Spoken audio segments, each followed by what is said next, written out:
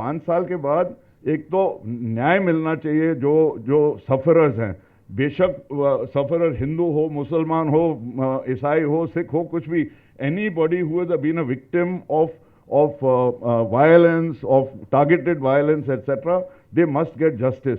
Justice Kait ने bail order में, इतना डिटेल में बेल ऑर्डर में वो गए और उन्होंने कहा था कि जिस एंगल से वो मारा गया शहीद, जो डिस्टेंस जो शॉट था वो अपेरेंट है कि ये बहुत डिस्टेंस से आया है, क्योंकि एंट्री वुंड और एग्जिट वुंड से पता चलता है ये नज़दीक से नहीं है, और ये हो ही नहीं सकता, ये बिल्कुल इम्प्रॉबेबल है कि हिंदू मुस्लिम दंगों में मुसलमान को अपने नज़दीकी मार डालेगा।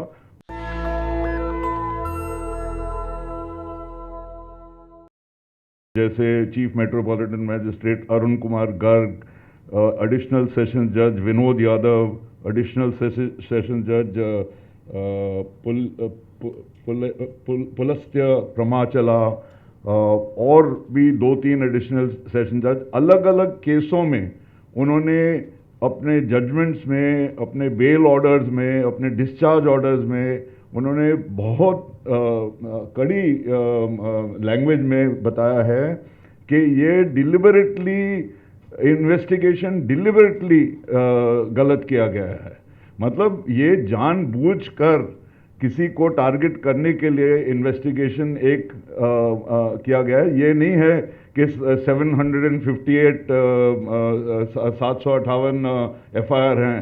758 FIR थे क्योंकि ये दंगा था और 4 दिन के लिए लगातार दंगा चलाया गया, क्योंकि दंगे तो कंट्रोल करने हो तो एक दिन में, ज़्यादा से ज़्यादा 1.5 दिन में कंट्रोल हो जाते हैं। अगर आप उनको चलाना चाहते हो तो चलवाते हैं, पुलिस को भेजते नहीं है या गलत जगह भेज देते हैं वगैरह वगैरह।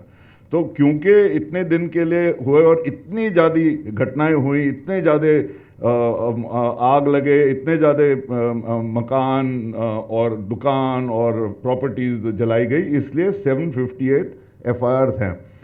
आखिर में वो CCTV कैमरास के साथ न्यूज़ के जो टेलीविज़न फुटेज के साथ वगैरह वगैरह काफ़ी सफाई से पता चलता है कि कौन गुनहगार हैं, कौन आग लगा रहे हैं, कौन सी मॉब कहाँ गई है वगैरह वगैरह। अब इन्होंने क्या किया है, जैसे कि एक जगह जो जस्टिस सुरेश खेत, जो दिल्ली हाईकोर्ट के जज थे और अब मध्य प्रदेश हाईकोर्ट के चीफ जस्टिस हैं, 2021 में उन्होंने एक बेल ऑर्डर दिया था तीन जन, जुनैद, चांद मोहम्मद और इरशाद को, जिनको इल्ज़ाम लगाया गया कि सप्तर्षि बिल्डिंग के छत से वो शूटिंग कर रहे थे और शूटिंग में एक शहीद, उन्हीं के कौम का शहीद, वो भी सप्तर्षि बिल्डिंग के ऊपर था, वो मारा गया। तो दरअसल NDTV के रवीश कुमार उस वक्त NDTV इंडिया के थे, उन्होंने एक प्राइम टाइम टेलीविज़न पे ये इस पूरी घटना का कवर किया था, जिसमें पता चला था कि एक मोहन नर्सिंग होम से शूटिंग चल रही थी और सप्तर्षि बिल्डिंग के ऊपर से कुछ मुकाबले में वहाँ से भी कुछ शूटिंग हुई थी।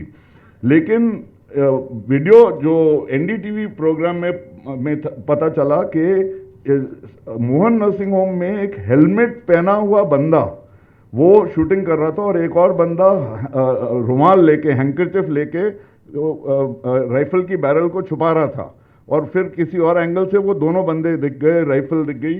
और जस्टिस कैत ने बेल ऑर्डर में, इतना डिटेल में बेल ऑर्डर में वो गए और उन्होंने कहा था कि जिस एंगल से वो मारा गया शहीद, जो डिस्टेंस जो शॉट था वो अपेरेंट है कि ये बहुत डिस्टेंस से आया है, क्योंकि एंट्री वुंड और एग्जिट वुंड से पता चलता है ये नज़दीक से नहीं है, और ये हो ही नहीं सकता, ये बिल्कुल इम्प्रॉबेबल है कि हिंदू मुस्लिम दंगों में मुसलमान को अपने नज़दीकी मार डालेगा वगैरह वगैरह।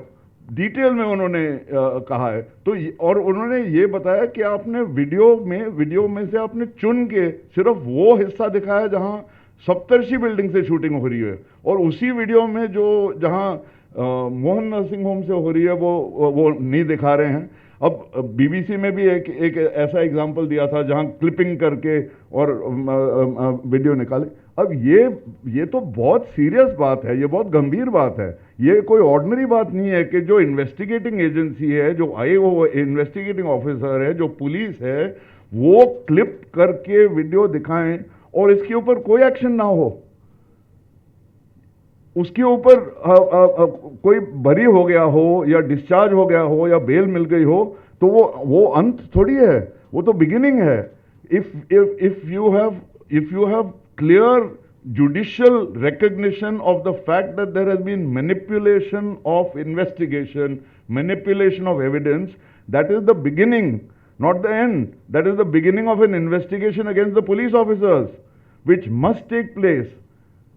अब ऐसे ही एक केस में राजकुमार, मनीष शर्मा, राजकुमार सेवन्या, ईश्वर गुप्ता, प्रेम प्रकाश को डिस्चार्ज किया गया एक केस में। एक फिरोज खान की केमिस्ट की दुकान, पूरी दुकान लूट के 23 लाख के दवाई और कुछ 25,000 कैश, फिर ऊपर गए मकान, दुकान के ऊपर जहां मकान था वहां कुछ 9 लाख के कैश और ज्वेलरी और डिस्ट्रक्शन, वैंडलिज्म वगैरह वगैरह।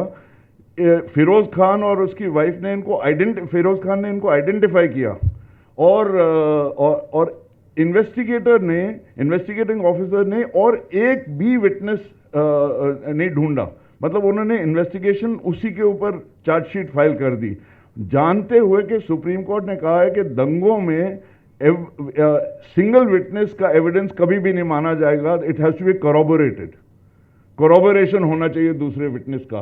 तो उसके ऊपर ये सेशंस कोर्ट ने डिस्चार्ज दे दिया इनको, इन 5 जन को। हालांकि वैंडलिज्म प्रूफ था। जज बोलता है कि मुझे बड़ी एंग्विश हो रही है, मुझे बड़ा दुख हो रहा है इनको पर मेरा फर्ज है कि इनको छोड़ना पड़ेगा, क्योंकि सिर्फ फिरोज खान जो मालिक है, सिर्फ उसका केवल एक बंदे का बयान है और किसी का बयान नहीं है। उन्होंने डिप्टी कमिश्नर ऑफ पुलिस को डायरेक्शन दिया कि आप प्लीज इन्वेस्टिगेट करो, ये आईओ ने क्यों किसी और का बयान नहीं लिया, किसी और को रिकॉर्ड नहीं किया, इन्वेस्टिगेट करो। ऐसे कई ऑर्डर आए हैं telling deputy commissioner of police, commissioner of police etcetera कि ये आईओ को इन्वेस्टिगेट करो वगैरह वगैरह। This is a very very serious thing. हम कह रहे हैं कि 5 साल के बाद क्या किया जाए। 5 साल के बाद एक तो न्याय मिलना चाहिए जो सफरर्स हैं, बेशक सफरर हिंदू हो, मुसलमान हो, ईसाई हो, सिख हो, कुछ भी, anybody who has been a victim of violence, of targeted violence etcetera, they must get justice.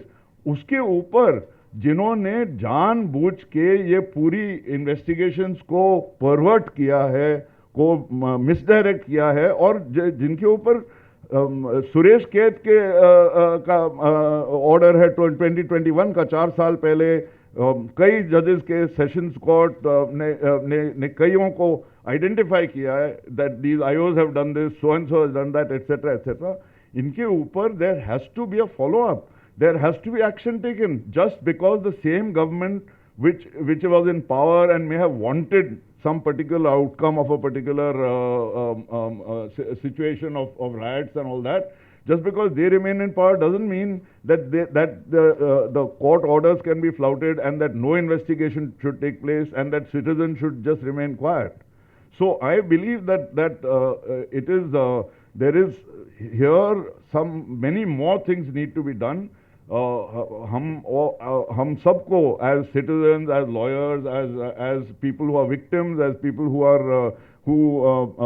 may belong to any qawm, any jati, whatever it is, we have a duty to keep on following this up and to see that each of those orders is followed up, and we must use things like Right to Information Act, etc., to find out what has happened. What did the DCP do? What did the Commissioner of Police do? What action was taken on a recommendation of the court concerned? And if nothing is done, we must carry that further to the High Court and Supreme Court, etc., etc. Thank you very much. National Dastak की आपसे गुजारिश है कि अगर इसको बचाना चाहते हैं तो नेशनल दस्तक को सब्सक्राइब करने के लिए रेड कलर के सब्सक्राइब बटन को दबाएं, फिर बेल आइकन की घंटी दबाएं। नेशनल दस्तक को बचाने के लिए बहुत जरूरी है कि हर खबर को शेयर करें, लाइक करें, कमेंट जरूर करें।